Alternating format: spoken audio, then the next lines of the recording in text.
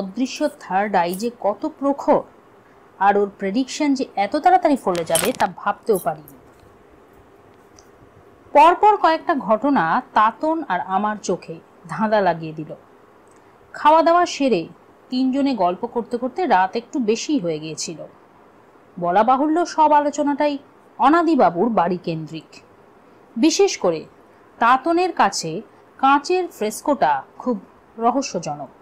ওটার মধ্যে ও যেন কি আবিষ্কার করেছে। জিজ্ঞেস করতে পরে বলবো আরেকটু দেখি বলে চুপ করে গেল। এদিকে দুপুরে ঘুমোলেও আমার ঘন ঘন হাই উঠছিল। ঘড়ির দিকে তাকিয়ে দেখি রাত প্রায় 1টা ছুঁই ছুঁই করছে। মাথার বালিশটা ঠিক করে সবে শোবার উপক্রম করছি, হঠাৎ তাতন অস্ফুটে চিৎকার করে উঠল, নীল কাকু দেখো দেখো। সবিস্ময়ে তিনজনেই জানলার বাইরে তাকিয়ে দেখি দূরে জঙ্গলের মধ্যে একটা আলো দুলতে দুলতে আরো গভীর জঙ্গলের মধ্যে চলে যাচ্ছে। নীল কিছু না বলেই টুক করে ঘরের আলোটা নিভিয়ে দিল। বাগানের অন্ধকারটা ওত পাতা কালো চিতার মতো ঘরের মধ্যে ঝাঁপিয়ে পড়ল। আলোটা তখনও দেখা যাচ্ছে। হঠাৎ দেখলাম আলোটা যেন কোথায় মিলিয়ে গেল। অন্ধকারের নিশাচরের মতো তিনজনেই যখন ভাবছি আলোটা গেল কোথায়, কেউ নিভিয়ে দিল নাকি, ঠিক তখনই আবার আলোটা দেখতে পেলাম। অনেকটা আলেয়ার মতো, এই আছে এই নেই। আরো কয়েকবার এই রকম দেখা দেওয়া না দেওয়ার খেলা চলতে চলতে এক সময় সত্যি আর দেখা গেল না। কেউই আমরা কারো মুখ দেখতে পাচ্ছিলাম না। আমাদের মুখের অভিব্যক্তিগুলো অন্ধকারে ডুবে আছে। কতক্ষণ এইভাবে কেটেছিল জানি না। হঠাৎ টকটক করে খুব মৃদু অথচ স্পষ্ট কড়া নাড়ার শব্দ পেলাম। নীলই এগিয়ে গিয়ে সন্তর্পণে এবং একটু আওয়াজ না করে ফস করে দরজাটা খুলেই ওর পেন টর্চের বোতাম টিপে দিল। ফ্যাকাশে আর আতঙ্কগ্রস্ত মুখে দাঁড়িয়ে আছেন অনাদিবাবু। নীলের গলা পেলাম, কি ব্যাপার অনাদিবাবু এত রাত্রে? আমার ঘরটার দিকে বেশ ভালো করে তাকান। এখান থেকে অনাদিবাবুর ঘরটা বেশ স্পষ্টই দেখা যায়। ওনার ঘরে আলোর খেলা চলছে। অনেকটা অন্ধকার রঙ্গমঞ্চে স্টেজের ওপর আলো যেমন ইলিউশন তৈরি করে সেই রকম। তাতন বোধহয় ছুটে বাইরে যাচ্ছিল, নীল খপ করে ওর হাতটা চেপে ধরল। সেই নিশ্চল অন্ধকারে নীলের গলা পেলাম, কখন আরম্ভ হয়েছে জানি না, ঘুমিয়ে পড়েছিলাম। খসখসে আওয়াজে ঘুমটা ভেঙে গিয়েছিল। তারপর আজকের আলোটা একদম লাল, তাই না? হ্যাঁ। আপনি কি সঙ্গে সঙ্গে বেরিয়ে এসেছেন? হ্যাঁ। তাতনের গলা পেলাম, নীল কাকু একবার গিয়ে দেখলে হতো না? লাভ নেই, ওই দেখ আলোটা আর নেই। অনাদিবাবুর ঘরের রহস্যময় আলোটা নিভে গেছে। সমস্ত পৃথিবীটা মনে হলো কালো রঙের একটা লেপ গায়ে চাপা দিয়ে শুয়ে পড়েছে। আমাদের এ ঘরের আলোটাও নীল ইচ্ছে করেই জ্বালালো না। অন্ধকারে অনাদিবাবুর গলা শোনা গেল, কি হবে ব্যানার্জি সাহেব? মুখ না দেখলেও বেশ বুঝতে পারলাম ওর গলাটা কাঁপছে। তারপরেই নীলের ভর্ৎসনা শুনলাম, ছি অনাদিবাবু, শেষকালে আপনিও হেরে যাবেন নিজের কাছে। না মানে, আমতা আমতা করেন উনি। যান ঘরে ফিরে যান, আজ আর কিছু হবে না। কিন্তু? কোনো কিন্তু না। এবার নীলের গলা বেশ দৃঢ় আর গম্ভীর শোনালো, আপনি কি এখনো মনে করেন কোনো অশরীরী আত্মা আপনাকে ভয় দেখাচ্ছে? আমি তা কোনোদিনই বিশ্বাস করিনি, কিন্তু সব দেখে শুনে ছেলে মানুষই করবেন না অনাদিবাবু। একটা নির্দিষ্ট ছকে বাঁধা ফর্মুলায় অশরীরী আত্মারা, অবশ্যই যদি তারা থেকে থাকে, ভয় দেখায় না। হে তো রীতিমতো অঙ্কের ফর্মুলা। শুনেছেন কখনো ভূতে চিঠি লিখে সাবধান করে দুবার? সে কি বলছেন আপনি? হ্যাঁ, আমাকে 2বার সাবধান করা হয়েছে। অর্থাৎ আপনার ভূত আমার এখানে থাকাটা পছন্দ করছে না। কিন্তু আপনার আসার উদ্দেশ্য তো সবার কাছে লুকোনো আছে। অন্তত গোটা 2 মামদ ভূতের কাছে নিশ্চয়ই নেই। অনাদিবাবু আপনি নিশ্চিন্ত থাকুন, এই বাড়িতে কোনোদিন ভূত ছিল না। অন্তত ভূতেদের এত বিদ্যুৎ শক্তি নেই যা দিয়ে রোজ রোজ আপনাকে আলোর খেলা দেখাতে পারে। তাহলে এইসব কি? পরে বলবো, তবে জেনে রাখুন এরপর অনেক কিছু বিসদৃশ্য ঘটনা ঘটতে পারে। কাছে রিভলভার আছে? না, একটা দোনলা বন্দুক আছে, ওটা পাশে রেখেই শোবেন। আমি যদি ভুল না করে থাকি খুব শিগগিরই দু একটা মিসঅ্যাপ ঘটাও, বিচিত্র হবে না। রাত অনেক হলো, এবার শুতে যান। অনাদিবাবু চলে যাওয়ার মিনিট খানিক পরেই, তোরা বেরোস না, আলো জ্বালাস না, আমি আসছি বলেই নীল ঝোড়ো হাওয়ার মতো শোঁ করে বেরিয়ে গেল। প্রায় আধ ঘন্টা পর নীল ফিরে এলো। দরজায় খিল দিয়ে নিজের বিছানায় চলে গেল। এতক্ষণও কোথায় ছিল, কি করছিল, কিছুই বলল না। জানি বলবেও না।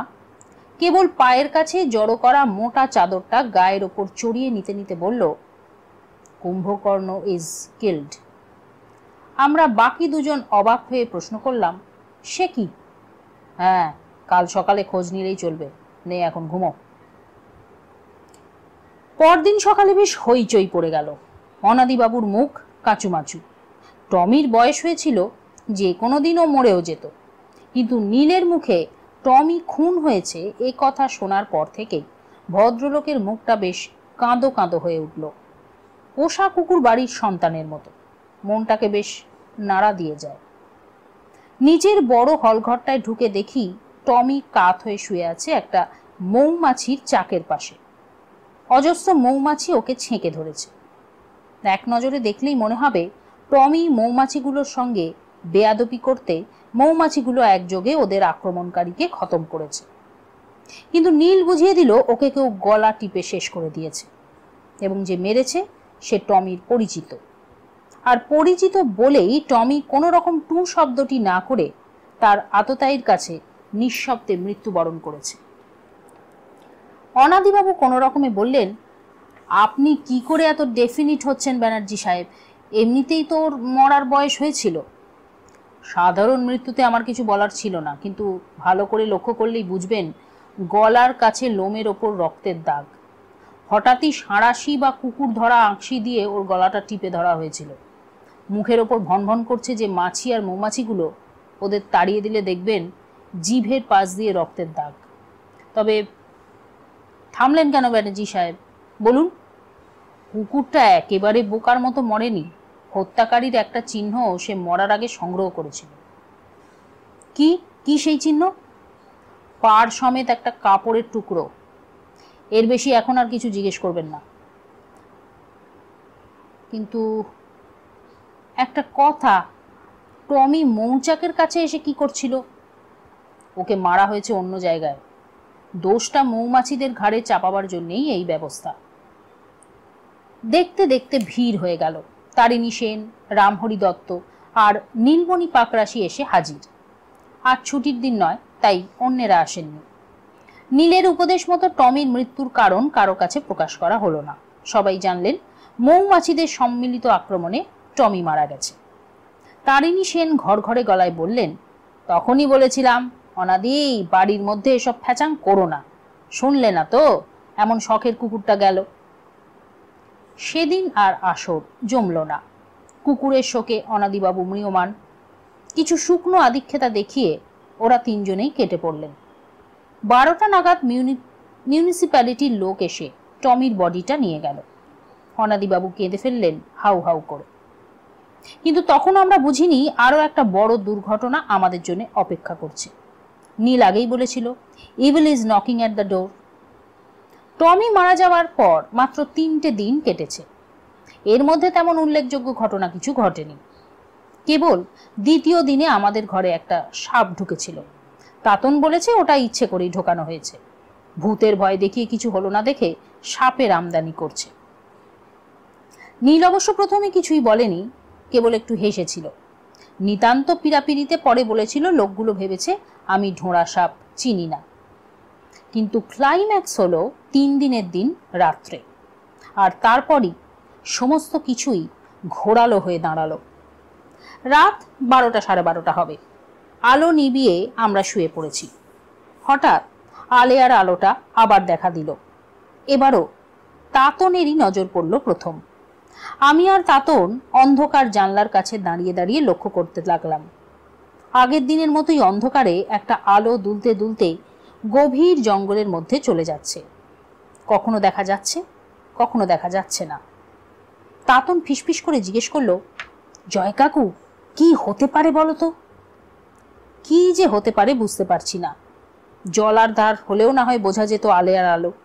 সাধারণত পচা জায়গায় গ্যাস বাতাসের অক্সিজেনের সংস্পর্শে এসে দপ করে জ্বলে ওঠে, সেটাকেই আমরা আলেয়া বলি। যেমন জোনাকি। ওদের দেহে লুসিফেরিন বলে একটা জৈব পদার্থ লুকোনো আছে, ফলে নিঃশ্বাস প্রশ্বাস নেওয়ার সময় ওই আলোর আভাটা দেখা যায়। আসলে ওটা তো আর কোনো আগুন নয়। তাতন আবার বলল, আচ্ছা, আমি জোনাকির ব্যাপারটা জানি, কিন্তু এটা কিসের আলো? একবার মনে হচ্ছে কেউ যেন আলোটা বয়ে নিয়ে যাচ্ছে। ওটা হ্যারিকেন জাতীয় কিছু তো হতে পারে। কেন মনে হচ্ছে? বিছানা থেকে নীলের গলা পেলাম। ভেবেছিলাম ও হয়তো ঘুমিয়ে পড়েছে, কিন্তু ঘুমোয়নি। এমনকি উঠে দেখার মতো ইন্টারেস্টও দেখালো না। ও, তুমি ঘুমোওনি? আলোটা হ্যারিকেনের মতো মনে হচ্ছে এই কারণে যে ওটা একবারও কাঁপছে না, একটা ডিমের মতো শেপ নিয়ে স্থিরভাবে এগিয়ে যাচ্ছে। আলোটা কাভার্ড না হলে যেটুকু বাতাস আছে তাতেই ওটা কাঁপতো। আলেয়ার আলো হতে পারে না। আলেয়া আমি কোনোদিনও চোখে দেখিনি, তবে শুনেছি সেগুলো আগুনের মতো জ্বলে। তাছাড়া জয় কাকু তো একটু আগেই বলে দিল, জলার ধারে পচা পাঁকের গ্যাস থেকে আলেয়া তৈরি হয়। কিন্তু ওটা তো জঙ্গল এবং বেশ পরিষ্কার, পচা পাঁক টাক তো নেই, তাই আলেয়া নয়। তাহলে আর কিছু মাথায় আসছে না। তোর প্রথম ধারণাটাই ঠিক। তার মানে আলোটা কেউ বয়ে নিয়ে যাচ্ছে? ঠিক তাই। তাতন আবার জিজ্ঞেস করলো, আমাদের ভয় দেখাবার জন্য কি? তোদের আর কেউ ভয় দেখাবে না, কারণ তোরা যে চট করে ভয় পাবি না, এটা আমাদের রহস্যময় বন্ধুটি জানতে পেরে গেছেন। এবার তিনি একেবারে অস্ত্র নিয়েই হাজির হবেন। আমি একটু অস্বস্তি বোধ করলাম। বললাম, সে কি রে, আমাদের খুন করতেও পারে? পারে বই কি। একজনের বাড়া ভাতে তুমি ছাই দেবে আর সে তোমাকে ছেড়ে দেবে? লোকটা বা লোকগুলো মার্ডার করার রিস্ক নিতে চায় না বলেই ভয় দেখিয়ে বা সাবধান করে আমাদের তাড়াতে চেয়েছিল। তা যখন পারল না, তখন মোক্ষম উপায়টি একমাত্র সামনে পড়ে রয়েছে। আমি তো যে কোনো মুহূর্তেই একটা কিছু আশঙ্কা করছি। মনে মনে ভাবলাম, সর্বনাশ, নীল এত দূর ভেবে ফেলেছে, একেবারে শেষ আঘাতের জন্য ও প্রস্তুত। এ বিষয়ে ভাবার আগেই নীল বলল, চিন্তা করিস না, আমিও প্রস্তুত। তোরা একটু সজাগ থাকিস। আর তাতন, হুটহাট করে কোথাও বেরোস না। সে তোমায় বলতে হবে না কাকু। পেছন থেকে পিস্তল টিস্তল না চালালে চট করে আমায় কাবু করতে পারবে না। সে যাই হোক, আসল কথাটাই তো চাপা পড়ে যাচ্ছে। তুমি তাহলে বলছো ওটা হ্যারিকেনের আলো? নিশ্চয়ই। তার মানে কেউ একজন ওটাকে নিয়ে যাচ্ছে। যাচ্ছেই তো। কে সে? সুন্দরী। এবার সত্যি আমি চমকালাম। প্রায় প্রতি রাতে সুন্দরী একা একা হাতে লণ্ঠন নিয়ে বনের মধ্যে দিয়ে কোথায় যায়? এ তো একটা রেগুলার রহস্যময় ব্যাপার। ভূতের ভয় ওর না থাকতে পারে, কিন্তু বাজে লোকজনের তো আর অভাব নেই। মেয়েদের পক্ষে এটা বেশ রিস্কি ব্যাপার। তবে কি ওর সঙ্গে এই বাড়ির রহস্যময় ভুতুরে ব্যাপারের কোনো যোগাযোগ আছে? আমার মনের কথা কেড়ে নিয়ে নীল বলল, তোরাই ভাবছিস তো যে মেয়েটা এত রাতে কোথায় যায়? নিশ্চয়ই ও এই মিস্ট্রির মধ্যে ইনভলভড। কিন্তু না, মেয়েটা এইসব গন্ডগোলের মধ্যে নেই। তুই জানলি কি করে? আমি তো আরো অনেক কিছুই জানি। যেমন? যেমন তেমনগুলো এখনো বলার সময় আসেনি, তবে সুন্দরীর ব্যাপারটা বলা যেতে পারে। তাহলে বলো না নীল কাকু।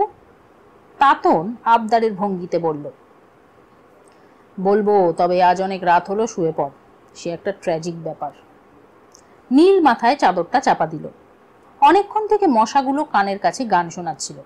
আমি জানি নীল আর একটাও কথা বলবে না। আর রাত না জেগে দুজনে শুয়ে পড়লাম। কতক্ষণ ঘুমিয়েছিলাম জানি না। হঠাৎ একটা তীব্র আর্তচিৎকারে ঘুমটা ভেঙে গেল। বিছানায় ধর্মর করে উঠে দেখি তাতন আমার আগেই উঠে বসেছে। আর নীল? না, ও ঘরে নেই। চট করে বিছানা ছেড়ে উঠেই আলোটা জ্বালাতে গেলাম, কিন্তু জানলার দিকে দৃষ্টি পড়তেই সুইচ পর্যন্ত হাত আর এগোলো না। জানলায় স্পষ্ট একটা ছায়ামূর্তি অজান্তেই নিজের মুখ থেকে বেরিয়ে গেল। কে? কে ওখানে? নিমেষেই চট করে মূর্তিটা সরে গেল, কিন্তু তারপরের ঘটনার জন্য আমি প্রস্তুত ছিলাম না। পলকের মধ্যে এন্টার দ্য ড্রাগনের ব্রুসলির কায়দায় তাতন জানলা দিয়ে নিজের দেহটা অদ্ভুত ক্ষিপ্রতায় গলিয়ে দিল। বাইরে ধূপধাপ আওয়াজ, কয়েক সেকেন্ড মাত্র, তারপর আবার সেই শব্দহীন অন্ধকার। অন্তত বেশ কয়েক সেকেন্ড আমি কি করব ভেবে পেলাম না। তাতনের পেছন পেছন ছুটে যাব, না অনাদিবাবুকে ডাকবো, নাকি চিৎকার করব? ঘরের আলোটা জ্বালানো উচিত হবে কি? এদিকে নীলই বা কোথায় গেল? এই অবস্থায় ঠিক কি করতে হয় সেটা হয়তো ওর মাথায় খেলতো বেশি। তাকেই বা কোথায় খুঁজি? হঠাৎ টর্চের কথা মনে পড়ল। সেটা নীলের বিছানায়। হাতড়ে হাতড়ে ওর বিছানার কাছে গেলাম। না, টর্চ নেই। নিশ্চয়ই নীল নিয়ে গেছে। যাই হোক, বাইরে বেরোনোই ঠিক করলাম। আমার দুজন সঙ্গী ঘরে নেই। এ অবস্থায় এখানে হাত পা গুটিয়ে বসে থাকার কোনো মানে হয় না। দরজার খিলটা খুলতে গিয়ে হাতে পড়ল একটা ছিপছিপে বাঁশের কঞ্চি। সেদিন তাতন এটা বাঁশবন থেকে ভেঙে এনেছিল, তাই সই। ওটা নিয়ে বেরিয়ে পড়লাম। সিঁড়ির প্রথম ধাপে সবে পা রেখেছি, হঠাৎ অন্ধকার কাঁপিয়ে গুরুম গুরুম দুখানা শব্দ। তারপরই কাঁচা ঘুম ভাঙা পাখিদের সম্মিলিত কিচিরমিচির। সত্যি কথা বলতে কি আমার বুকটা কেঁপে উঠল। ও কিসের শব্দ? পিস্তল না বন্দুক? কার উদ্দেশ্যে ছোঁড়া হলো? নীলের কাছে পিস্তল আছে আমি জানি, কিন্তু তাতন খালি হাতে ও ছুটে গেছে একটা ছায়া মূর্তির পেছনে। যদি ওকে লক্ষ্য করে পিস্তল ছোড়া হয়ে থাকে, যদি ওর বুকে গিয়ে গুলিটা লেগে থাকে, আমি আর ভাবতে পারলাম। সেই মুহূর্তে তাতনের জন্য বুকটা হু হু করে উঠল। এইসব ডানপিটে ছেলেরা বাপ মাকে বড় কাঁদায়। তবে পিস্তলের শব্দের সুফলটা সঙ্গে সঙ্গে পাওয়া গেল। অনাদিবাবুর দোতলায় আলো জ্বলে গেছে। তার হাতে দোনলা বন্দুক। বন্দুক হাতে নিয়ে উনি দক্ষিণের বারান্দায় এসে চিৎকার করছেন, ব্যানার্জি সাহেব, কি হলো? ও নীলাঞ্জন বাবু, বলি হলোটা কি? পিস্তল চালালো কে? একটু পরেই নীলের গলা পেলাম বাড়ির পূর্ব দিকের ধেনু জমির মাঠ থেকে। আলোগুলো সব জ্বালিয়ে দিন অনাদিবাবু, বড় টর্চ থাকলে সেটা হাতে করে নেমে আসুন। যাক, নীল তাহলে ঠিক আছে। ওর গলার স্বর লক্ষ্য করে বাড়ির পূর্ব দিকের বাগানের উদ্দেশ্যে এগোতে থাকলাম। একটু গিয়ে দেখলাম নীল এক জায়গায় মাটির ওপর ঝুঁকে পেন্সিল টর্চটা জ্বালিয়ে কি যেন দেখছে। আমি কাছে যেতেই ও একবার চোখ তুলে দেখে নিয়ে নিজের মনেই বলল, এত তাড়াতাড়ি লাশটা তো বেশি দূরে নিয়ে যেতে পারবে না। জিজ্ঞেস করলাম, কার লাশ রে? সে কথার কোনো জবাব পেলাম না। ও ঘাসের উপর অস্পষ্ট ছেঁচড়ানোর দাগ লক্ষ্য করে পায়ে পায়ে এগিয়ে যাচ্ছে। আমিও দেখলাম অনেক দিনের বৃষ্টিতে কাদা কাদা ঘেঁষো জমির ওপর ভারী কিছু টেনে নিয়ে যাওয়ার দাগ। দাগটা ধেনু জমির কাছাকাছি গিয়ে আর পাওয়া গেল না। নীল সেইখানেই থেমে পড়ল। ওর হাতের স্বল্প আলোর পেন টর্চ, সেই টর্চের আলো অন্ধকার বেশি ভেদ করতে পারে না।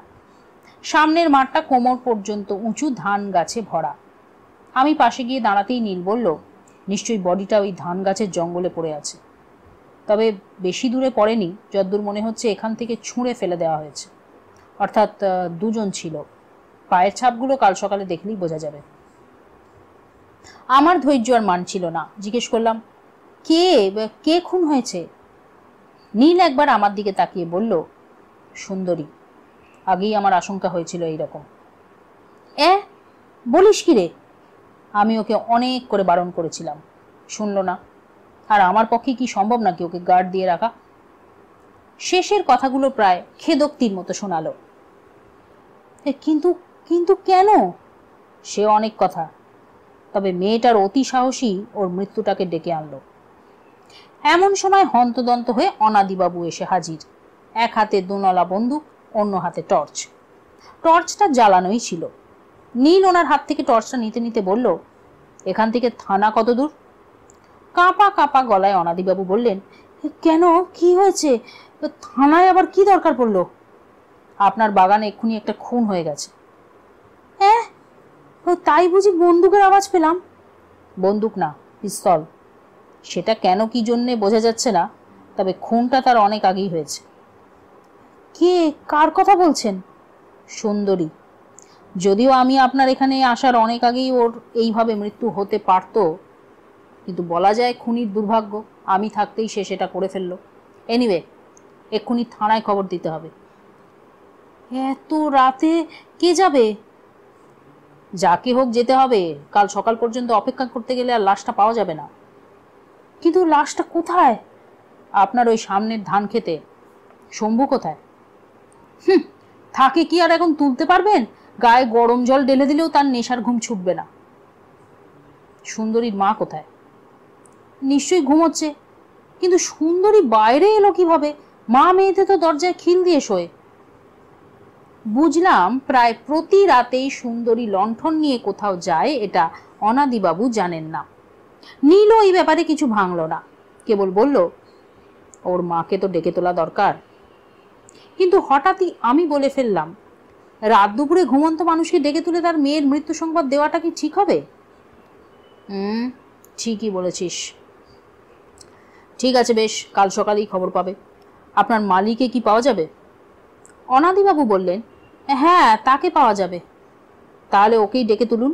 এখান থেকে কি খুব বেশি দূর থানাটা? না, মাইল খানেক হবে। পাঠিয়ে দিন। অজু, সঙ্গে যা, দারোগাকে সব খুলে বলবি। আমি যাব কি করে? এদিকে তো আরেক কেলেঙ্কারি, তাতনকে খুঁজে পাওয়া যাচ্ছে না। অনাদিবাবু যেন আঁতকে উঠলেন। কি বলছেন কি অজয় বাবু? তাতনকে পাওয়া যাচ্ছে না আর আপনি এতক্ষণ সে কথাটা বলেননি? বলবো কি, নীলের গলার আওয়াজ পেয়ে এখানে এসে দেখি এই অবস্থা। না, ছেলেটা তো আমায় পাগল করে দেবে। বলেই অনাদিবাবু এলোমেলো সামনের দিকে এগিয়ে যাচ্ছিলেন। নীলই বলে উঠল, কোথায় যাচ্ছেন অনাদিবাবু? খুঁজে দেখি, পিস্তলের আওয়াজ হয়েছিল দুটো, মনে নেই? অনুত্তেজিত নীল মৃদু হাসতে হাসতে বলল, প্রায় মিনিট 15 আগে দুটো পিস্তলের আওয়াজ হয়েছিল। যদি কিছু হয়ে থাকে এতক্ষণ পর আপনি সেখানে গিয়ে কি করবেন? এক কাজ করুন, আপনি আর অজু এখানেই থাকুন। মনে হয় না আপনাদের ওপর আর হামলা হবে। আমি খুঁজে দেখছি। আর অত ব্যস্ত হওয়ার দরকার নেই, মালিকে আমি খবরটা দিয়ে দেব। নীল আর অপেক্ষা করল না, হন হন করে সামনের অন্ধকারে মিলিয়ে গেল। ওর যাওয়ার গতি দেখেই বুঝলাম, মুখে আমাদের যাই বলুক, তাতনের জন্য ভেতরে ভেতরে ওর অস্থিরতা সমুদ্রের ঢেউয়ের মতো। পুলিশ যখন এলো, পূবের আকাশটা তখন ফর্সা হয়ে আসছে। গতরাত্রে একটা খুন হয়ে যাওয়া ভয়ঙ্কর রহস্যময় মল্লিক বাড়ির বাগানটা ক্রমশ সহজ আর স্বাভাবিক হয়ে উঠেছে। এতক্ষণ আমি আর অনাদিবাবু পালা করে দাঁড়িয়ে বসে জায়গাটা পাহারা দিয়েছি। আর মাঝে মাঝে যেহেতু দুজনেই সমান সাহসী এবং অনাদিবাবুর হাতে নলা বন্দুক থাকা সত্ত্বেও উদ্বেগ আর আশঙ্কা নিয়ে একবার ধান ক্ষেত আর একবার কালো জঙ্গলটার দিকে তাকিয়ে থেকেছি। কে জানে, নীল যতই আশ্বাস দিয়ে যাক, দুম করে একটা পিস্তলের গুলি অদৃশ্য আততায়ীর হাত থেকে ছিটকে এলে ভবলীলার সাঙ্গ হয়ে যেত। কিন্তু ঈশ্বরের অনুগ্রহে কিছুই হয়নি। রাতটাও ভোর হয়ে এলো। সব থেকে বেশি আশ্বস্ত হলাম ওদেরকে আসতে দেখে। দুজন কনস্টেবল আর একজন দারোগার সঙ্গে বাগানের মালি রয়েছে, আর ওদের ঠিক পেছনেই নীল আর তাতন। তাতনকে দেখে সব থেকে বেশি অনাদিবাবুর কালো মুখটা পরিষ্কার দেখালো।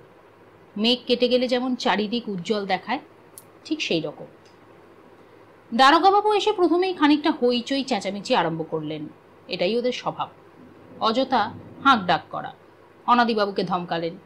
আমি, নীল, তাতন কেউই বাদ গেলাম না। মালিটা তো ঠ্যাঙানি খেতে খেতে বেঁচে গেল। বুঝলাম কেন ওর এই উগ্রমূর্তি। নিশ্চয়ই নীল কাঁচা ঘুম ভাঙিয়ে তুলে এনেছে। শেষ পর্যন্ত নীলের অনুমানই ঠিক হলো। ধান ক্ষেত থেকেই সুন্দরীর বডিটা পাওয়া গেল। সুন্দরীর মুখটা দেখে চমকে উঠলাম। মনেই হয় না ও মারা গেছে। তাজা টসটসে মুখ। চমকটা ছিল অন্য জায়গায়। টমির মুখটা মনে পড়ে গেল। জিভটা বেরিয়ে এসেছিল আর জিভে রক্ত। সুন্দরীরও তাই। ঠোঁটের ফাঁক দিয়ে ওর জিভটা দেখা যাচ্ছে, কষের গায়ে তাজা রক্তের দাগ। আধ বোঝানো চোখের কোণে শুকনো রক্ত। আর হ্যাঁ, আমি স্পষ্টই দেখলাম সুন্দরীর গলায় সাঁড়াশির দাগ কালশিটে পড়ে আছে। অর্থাৎ দুটো মৃত্যুই একইভাবে ঘটেছে। একটু পরেই বাড়ির সব লোক জেগে উঠল। সব বলতে শম্ভু আর সুন্দরীর মা। সুন্দরীর মাই সারা অঞ্চলকে জানিয়ে দিল যে তার মেয়ে খুন হয়ে মারা গেছে। দেখতে দেখতে যতই ফটক থাক আর পাঁচিল থাক, গ্রামের ব্যাপার একজন দুজন করে ভিড় বেড়ে চলল। ওখানে থাকা অর্থহীন মনে করেই নীল বলে উঠল, তাহলে দারোগা বাবু, আমি আমার ঘরে যাচ্ছি। দারোগা বাবুর এতক্ষণে যেন হুঁশ হলো। ভোরের আলোয় একবার আপাদমস্তক নীলকে দেখে নিয়ে বললেন, হ্যাঁ, সন্দেহজনক। আপনি তো আমাকে ডাকাডাকি করে নিয়ে এলেন, কিন্তু আপনি মশাই লোকটাকে? হ্যাঁ, এই তল্লাটা তো এর আগে দেখিনি। কে অনাদিবাবু? এই লোকটা কে? অনাদিবাবু বিব্রত হয়ে বললেন, উনি আমার বিশেষ পরিচিত, কদিন আমার বাড়িতে থাকবেন বলে এসেছেন। সন্দেহজনক। বাড়িতে নতুন লোক এলো আর সঙ্গে সঙ্গে খুন? কোথায় থাকা হয়? খুব অসভ্য এবং অভদ্র ধরনের কথাবার্তা। আমি হলে রেগে যেতাম, কিন্তু অত্যন্ত বিনয়ের সঙ্গে নীল বলল, আগে কলকাতায়। কলকাতায়? সন্দেহজনক। এ খুনের হিল্লে না হওয়া পর্যন্ত পুলিশের বিনা অনুমতিতে স্টেশন লিভ করবেন না। নীলের গলা দিয়ে তখন বিনয়ের ক্ষীর ঝরছে। বলল, না দারোগাবাবু, আমারও তেমন ইচ্ছে নেই। খুনের হিল্লে না হওয়া পর্যন্ত আমাকে থাকতেই হবে। সেটা আমরা বুঝবো, খুনের হিল্লে হলো কি না হলো। যান, এখন গিয়ে চুপচাপ নিজের ঘরে বসে থাকুন। ডাকলেই যেন সাড়া পায়। এ লোকটাকে? বলা বাহুল্য, আমাকে উদ্দেশ্য করেই বলা। আমার তো কান টান গরম হয়ে উঠেছিল, মুখ দিয়ে অন্যরকম একটা কিছু বেরোতে যাচ্ছিল। নীল আমার হাতটা টিপে দিয়ে বলল, আগে স্যার, উনি আমার বন্ধু। খুবই সন্দেহজনক। একে উটকো লোক, তাই আবার সঙ্গে বন্ধু। আপনিও স্টেশন লিভ করতে পারবেন না। আপনাদের ঠিকানাটা বলুন তো। ভাড়াবেন না কিন্তু, ধরে ফেলবো। অনাদিবাবু বোধ হয় আর থাকতে পারলেন না, এগিয়ে এসে বললেন, অযথা ওদের কটু কথা বলবেন না দারোগাবাবু। ওনাদের জন্য আমি জামিন রইলাম। সে তো থাকতেই হবে, তবে ঠিকানাটা আমার দরকার। বলেই পকেট থেকে ছোট ডায়েরি আর ডট পেনটা বার করলেন। নীল বলল, কষ্ট করে লেখার দরকার নেই স্যার, এই কার্ডটায় আমার ঠিকানা লেখা আছে, ফলস নয়, মিলিয়ে নেবেন। দারোগাবাবুর সঙ্গে আর একটাও কথা না বলে নীল আমার হাতে টান দিল, তারপর বলল, চলো জু। বলেই হনহন করে গেস্ট হাউসের দিকে এগিয়ে গেল। হাসতে হাসতে গড়িয়ে পড়ছিল তাতন। নীল কাকু, তুমি তো চলে এলে। তোমার কার্ডটা পড়ার পর দারোগাবাবুর মুখটা যদি দেখতে, একেবারে বেলুন ফটাস। নীল মুখ টিপে হাসছিল।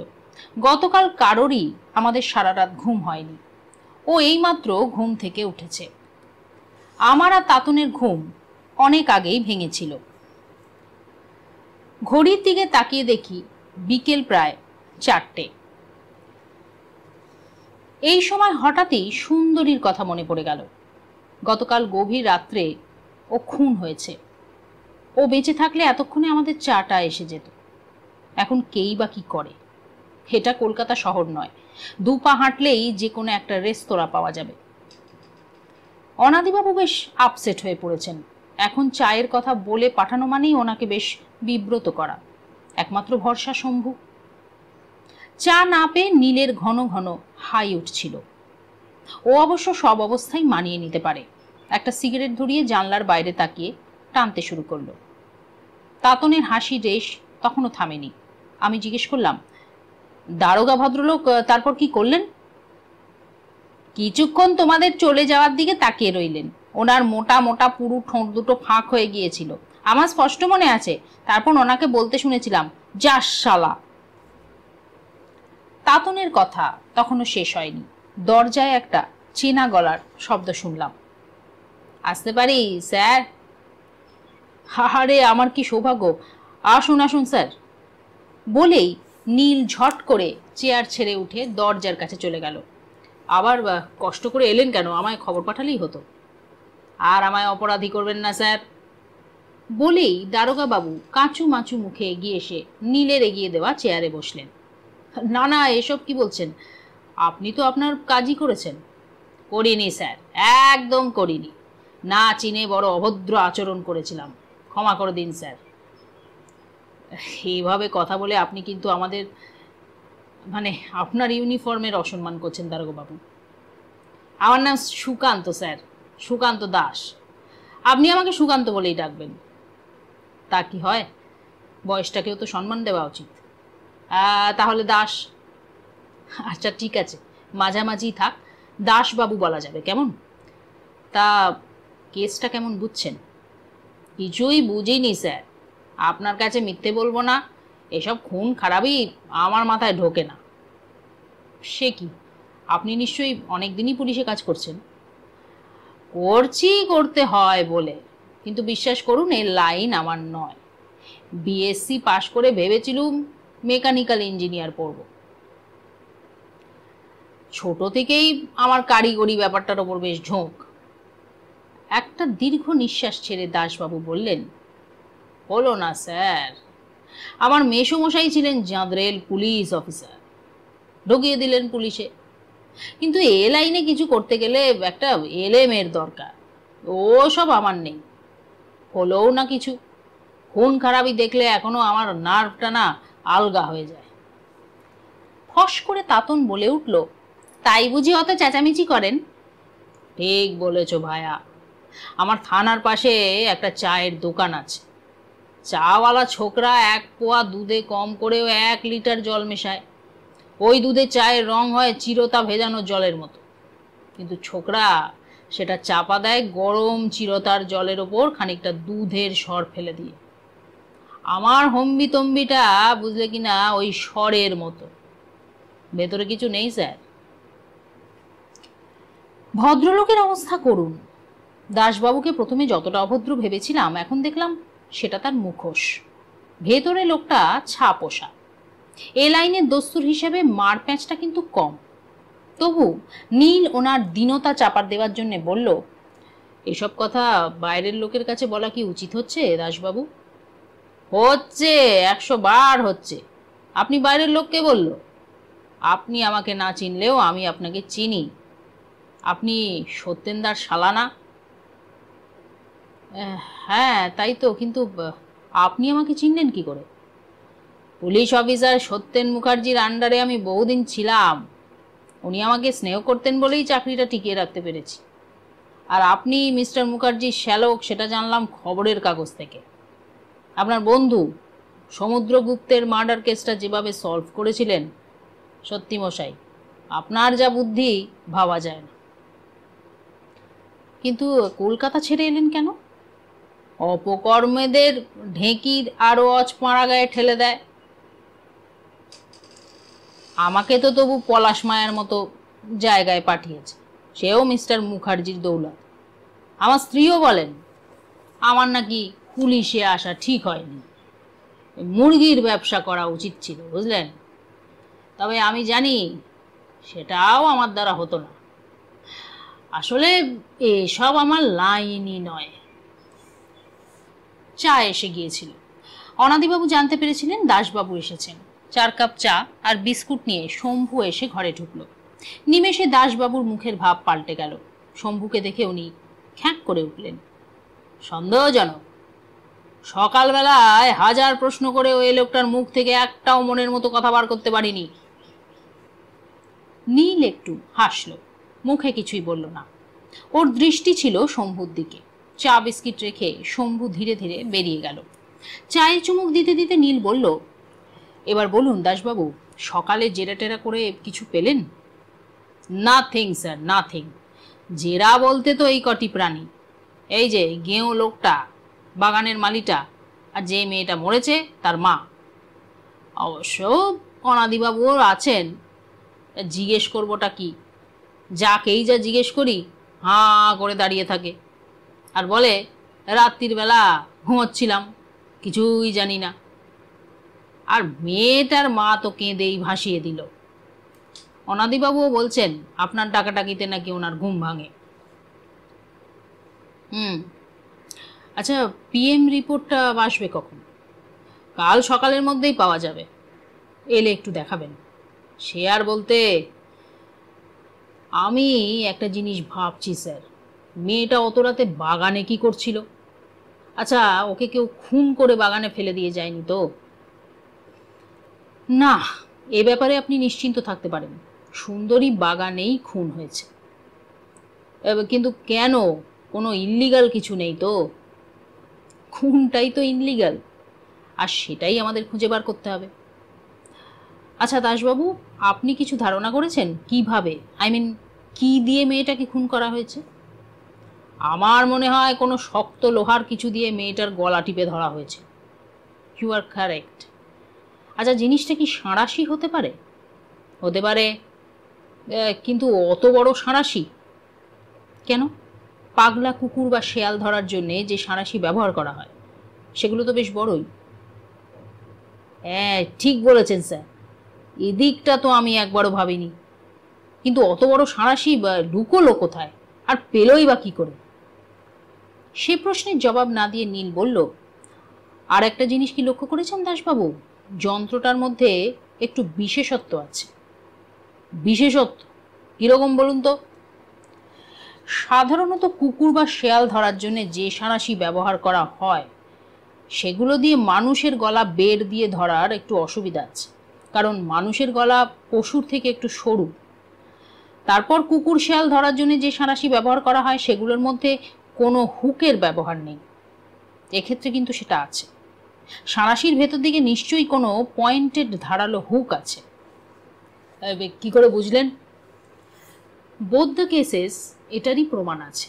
মেয়েটার গলার নলিটা ছিন্ন ভিন্ন অবস্থায় ছিল, মনে আছে? আছে। টমির ক্ষেত্রেও তাই হয়েছিল। টমিটাকে, আপনাকে বলা হয়নি, কয়েকদিন আগে অনাদিবাবুর পোষা অ্যালসেশিয়ান কুকুরটা একইভাবে খুন হয়। তারও গলায় কণ্ঠনালীতে দুখানা ফুটো পাওয়া গিয়েছিল। সন্দেহজনক।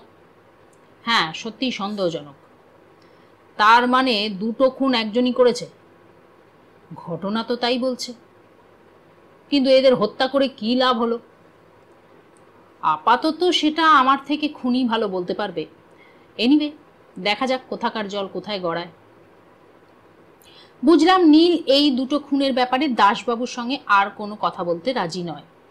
দাসবাবু কিছু বুঝলেন কিনা জানি না, তবে উনিও উঠে পড়লেন। আজ তাহলে আমি চলি স্যার। হ্যাঁ, আসুন, আপনার তো আবার থানায় অন্য অনেক কাজ আছে। হার বলেন কেন, কদিন থেকে এমন ছিঁচকে চোরের উৎপাত হয়েছে। এই জঘন্য পুলিশের কাজ আর ভাল লাগে না মশাই। রিটায়ারমেন্ট হয়ে গেলে বেঁচে যাই, বউয়ের হাত ধরে তীর্থ করতে বেরিয়ে যাই। আপনার ছেলে মেয়ে কটি? আগে দুটি, মেয়েটি বড়, বিয়ের বয়স হয়ে গেছে। ছেলেটি এবার হায়ার সেকেন্ডারি দেবে। দাসবাবু চলে যাচ্ছিলেন, হঠাৎ থেমে পড়লেন, ঘুরে দাঁড়িয়ে বললেন, মিস্টার ব্যানার্জি, একটা অনুরোধ করব। অত কুণ্ঠা কেন? নিশ্চয়ই করবেন। আপনি কি চলে যাবেন? তবে কি এখানে চিরদিন থাকবো?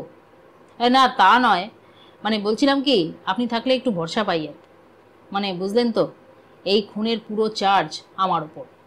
আপনার জামাইবাবু জীবনে আমাকে অনেক সাহায্য করেছিলেন, সেদিন আমি কোনোদিনও ভুলব না। নীল ওকে থামিয়ে দিল। দাসবাবু, আপনাকে বোধহয় বলা হয়নি, এখানে আমার আসার একটা উদ্দেশ্য ছিল, একটা রহস্যের সমাধান করা। রহস্য? সন্দেহজনক। এই কি রহস্য স্যার? সে আছে একটা, সে রহস্য প্রায় সমাধান করে এনেছিলাম, দু একদিনের মধ্যে চলেও যেতাম। হঠাৎ দুটো খুন, অ্যান্ড আই এম শিওর আমার রহস্যের সঙ্গে এই দুটো খুনের যোগাযোগ আছে। তাই আপনি না বললেও আমার পক্ষে এত ইন্টারেস্টিং মাথার কাজটি ছেড়ে চলে যাওয়া সম্ভব ছিল না। তবে আমি আপনাকে যথাসাধ্য সাহায্য করার চেষ্টা করব। কৃতকার্য হলে ক্রেডিটটা আপনাকে দিতে আমার কোনো আপত্তি নেই। বিনয়ে গলে পড়লেন ভদ্রলোক। সম্ভব হলে পায়ের ধুলোও নিয়ে নিতেন। গদগদ হয়ে বললেন, হে না না, অতটা আমি চাই না। আমার এলাকায় এই খুনের সমাধান হোক, এটাই আমার একমাত্র কাম্য। সমাধান হলে ক্রেডিট যেই পাক। ডিসপিউটেড মার্ডার কেস আমার পক্ষে চরম ডিসক্রেডিট স্যার। আপনি না সাহায্য করলে। আপনি থানায় যান দাসবাবু, আমি তো আপনাকে কথা দিয়েছি। বাঁচালেন স্যার। বলেই দাসবাবু চলে গেলেন।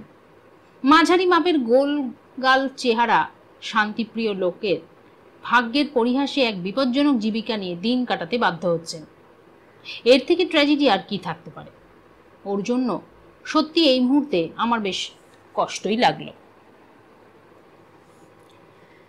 দাসবাবু চলে যাওয়ার পর ঠিক 4টে নাগাদ নীল বলল, চল একটু বেরিয়ে আসি, শরীরটা ম্যাজম্যাজ করছে, অবেলায় দিবানিদ্রা। তাতন বলল, কোথায় যাবে নীল কাকু? চল না, বেড়াতে বেড়াতে গঙ্গার ধারটাই ঘুরে আসি। কাঁচা মেঠো রাস্তা ধরে তিনজনে হাঁটছি। খুব একটা কথাবার্তা কেউই বলছিলাম না। নীলের কোঁচকানো ভুরু সোজাই হতে চায় না। এই রহস্য সমাধান না হওয়া পর্যন্ত ওই রকমই থাকবে। তাতন কি ভাবছিল কে জানে, কিন্তু আমার মনে অনেক প্রশ্ন। সন্ধে নেমে আসছে, গা শিরশিরে হালকা ঠান্ডা হাওয়া বইছে। গরম জামা কাপড় আনা হয়নি। অনাদিবাবু আমাদের তিনজনকে 3খানা তুষের চাদর দিয়েছিলেন। সকাল সন্ধ্যের ঠান্ডাটা অবশ্য ওতেই কাটানো যায়।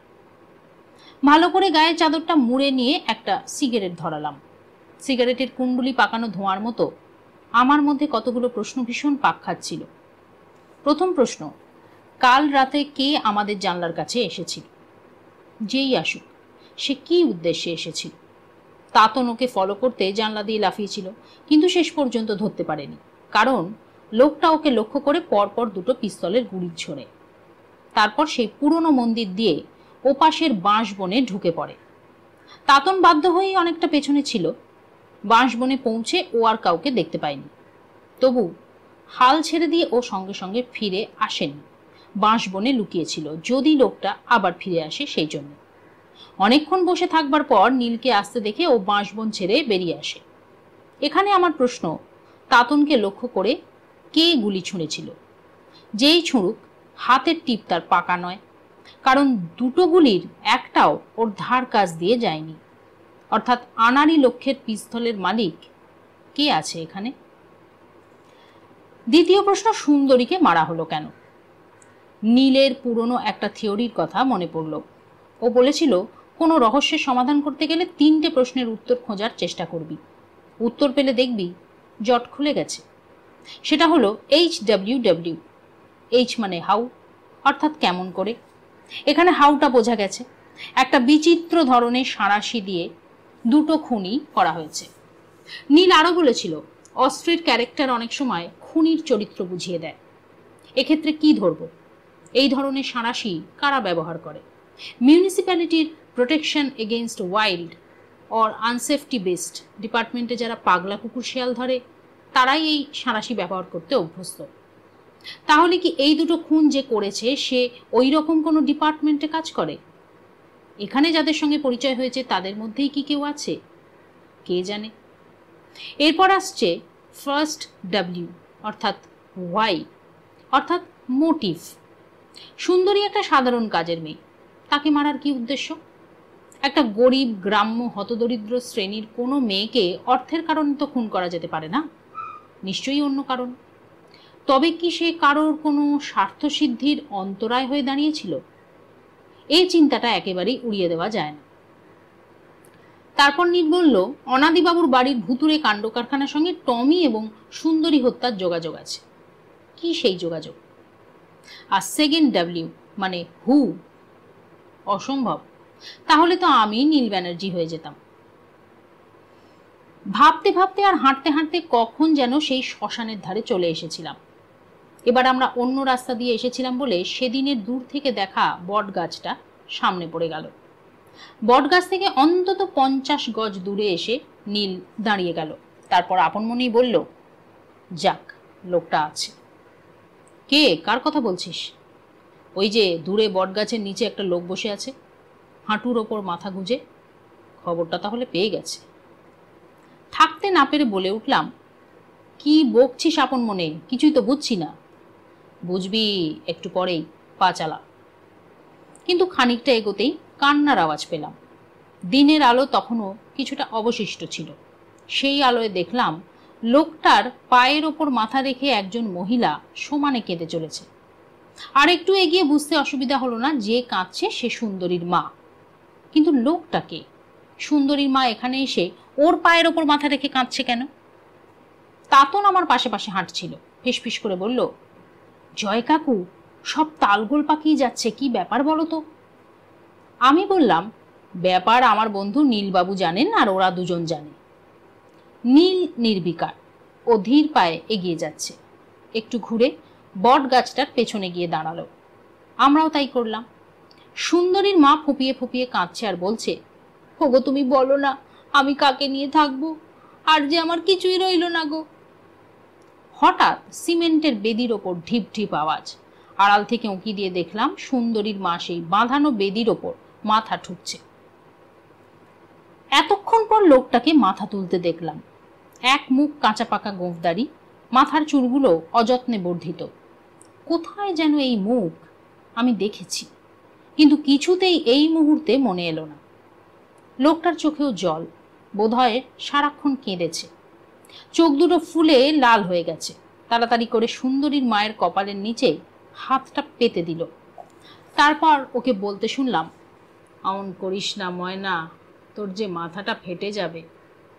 তা যাক, আর আমার বাঁচার স্বাদ নেই গো। ও ভগবান, কি পাপ করেছিলুম শেষকালে মেয়ের মরা মুখ দেখতে হলো। তারপর ফের কিছুক্ষণ চুপচাপ। লোকটাকে ফের বলতে শুনলাম, ময়না এখনো আমার কথা শোন, চ আমরা এখান থেকে চলে যাই। আর কোন আশায় এখানে পড়ে থাকবি, একমাত্র বন্ধন যা ছিল তাও তো গেল। ময়না তখনও কেঁদে চলেছে। লোকটা ওর মুখটা তুলে নিয়ে নিজের গেরুয়া কাপড়ের খুঁট দিয়ে মুছিয়ে দিতে দিতে বলল, সবই অদেষ্ট, তুই আমি কিছুই করতে পারি না। ইস, কপালটা কি করলি বল দেখিনি, একদম ফুলে গেল। দাঁড়া একটু ন্যাকড়া ভিজিয়ে আনি। পাশেই গঙ্গা। লোকটা যেই পা বাড়িয়েছে সঙ্গে সঙ্গে তাতন প্রায় চিৎকার করে উঠেছিল, নীল কাকু। নীল বোধহয় তৈরি ছিল। তাতনের মুখটা সঙ্গে সঙ্গে হাত দিয়ে চাপা দিয়ে বলল, চ এবার বাড়ি ফেরা যাক। কিন্তু চ, যেতে যেতে বলবো সব। সন্ধে হয়ে গিয়েছিল। আগের পথ দিয়েই তিনজন ফিরছিলাম। রাস্তা ফাঁকা। পাশের কুল আর বাবলা গাছের ঝোপে জোনাকিগুলো পিটপিট করে জ্বলছিল। দূরে কিছু কিছু মাটির ঘরে বৌঝিরা সন্ধ্যা প্রদীপ জ্বালিয়েছে। শাঁখের আওয়াজও পাওয়া যাচ্ছে। সিগারেটে একটা লম্বা টান দিয়ে নীল বলল, সুন্দরীকে একটা কাহিনীর ট্র্যাজিক ক্যারেক্টার বলা যেতে পারে। যদিও বৃহত্তর কারণে নয়, তবুও সংসারের জন্য ও নিজেকে বলি দিল। রেগে গিয়ে বললাম, ভালো করে খুলে বল, কিছুই বুঝছি না। যে লোকটাকে এক্ষুনি দেখলি, ওকে চিনতে পেরেছিস? তাতনই বলল, হ্যাঁ ওই তো সেই লোকটা, মাঠের মধ্যে দাঁড়িয়ে দূরবীন দিয়ে জেঠুর বাড়িটা দেখছিল, যার একটা পায়ের আঙুল কাটা আর পা টেনে টেনে চলে। ঠিক, লোকটার বাঁ পায়ের 4টে আঙুল, মানে একটা কাটা, আর লোকটা সেই পা টেনে টেনে চলে। ঠিকই, লোকটা সেদিন মাঠের মধ্যে দাঁড়িয়ে তোর জেঠুর বাড়ির দিকে তাকিয়েছিল। কিন্তু বাদ বাকি সব ঠিক নয়, অর্থাৎ তোদের বোঝার ভুল হয়ে গেছে। কেন? লোকটা একটা কারখানায় কাজ করত।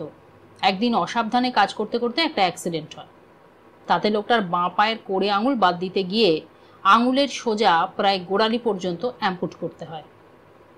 হয়তো পুরো পাটাই অ্যাম্পুট করতে হতো, বরাত জোর বেঁচে গেছে। তবে বাঁ পায়ের জোরটা কমে যায়, হয়তো কিছু নার্ভও শুকিয়ে গিয়েছিল, আর সেই জন্যই লোকটাকে বাঁ পাটা টেনে চলতে হতো। লোকটা সেদিন মাঠে গিয়েছিল কারণ সুন্দরী তার আগে 3-4 দিন ধরে জ্বর হয়েছিল।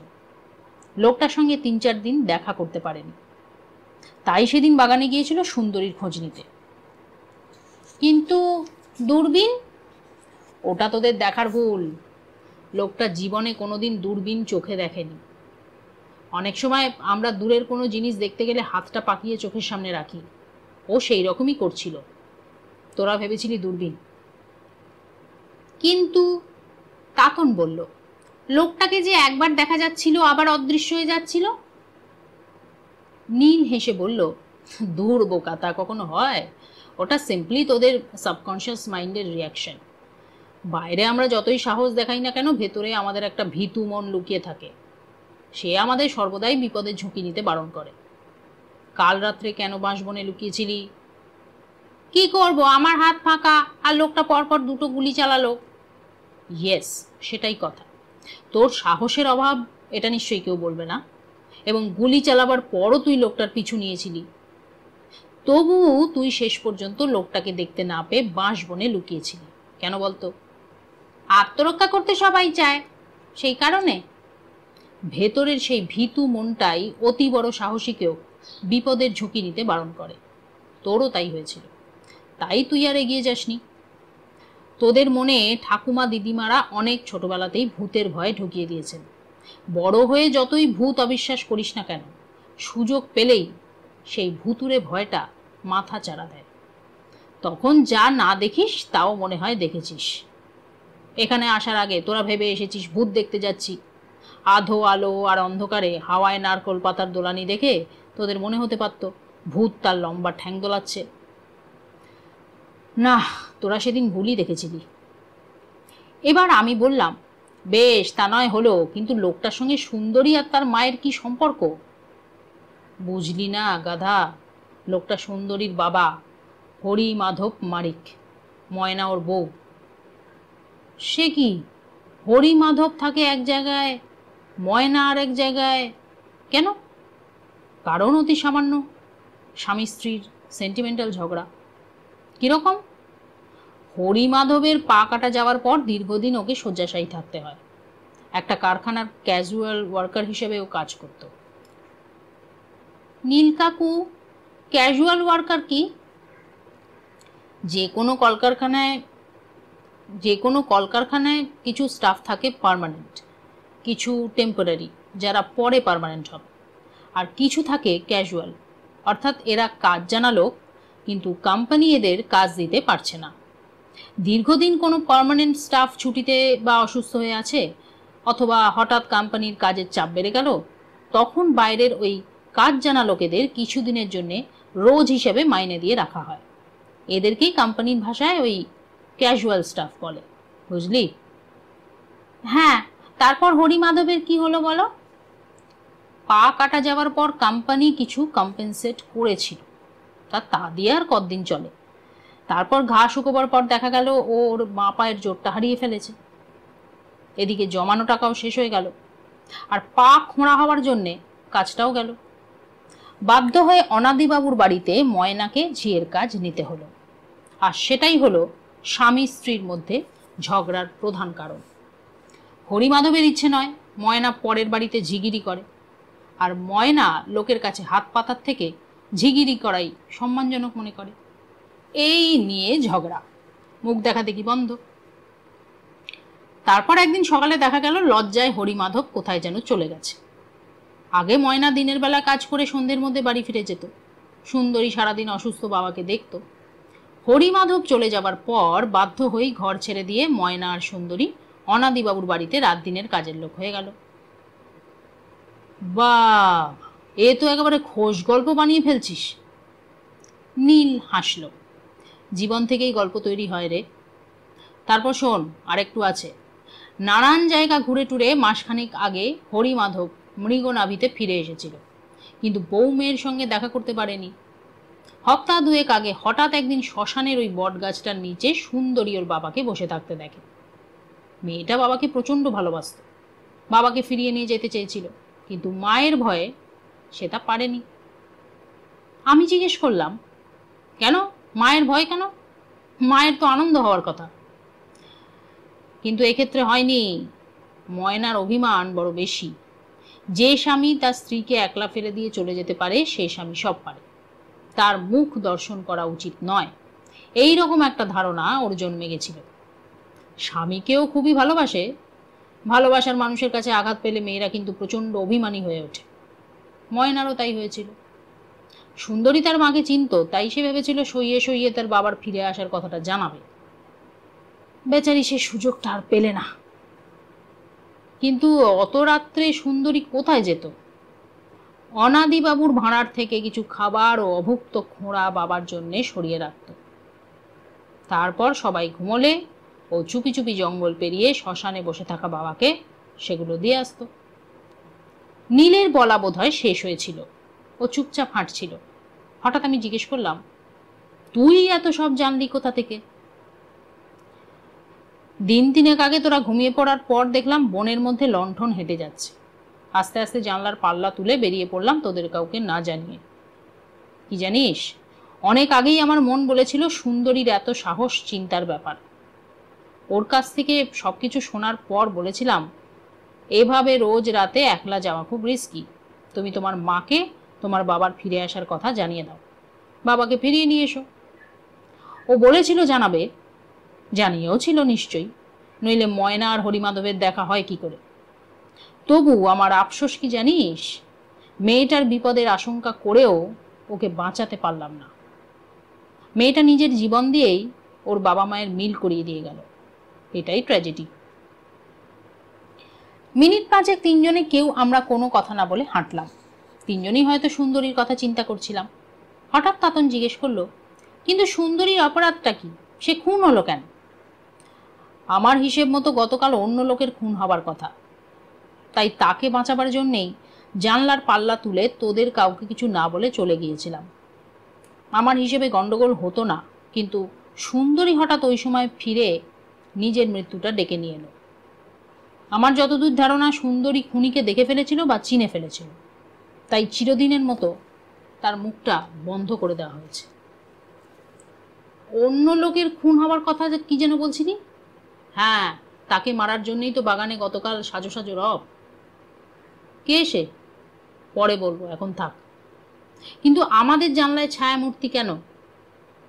নীল ব্যানার্জিকে খতম করার জন্য। কিন্তু ও বুঝতে পারেনি এক ফোঁটা ছেলে তাতনের একটা হাই জাম্পে ওর চোয়ালটা ফেটে যাবে। লোকটা একদম আনাড়ি। বাড়ি এসে গিয়েছিল, আর কোনো কথা হলো না। কেবল নীল তাতনকে একটা হেঁয়ালি মার্কা কথা বলল, আলোর রহস্যটা তুই ক্লিয়ার কর তাতন, আমি সুন্দরীর হত্যার জটটা খুলি, তোতে আমাতে এক জায়গায় গিয়ে মিট করব। কিন্তু আমি কি পারবো নীল কাকু?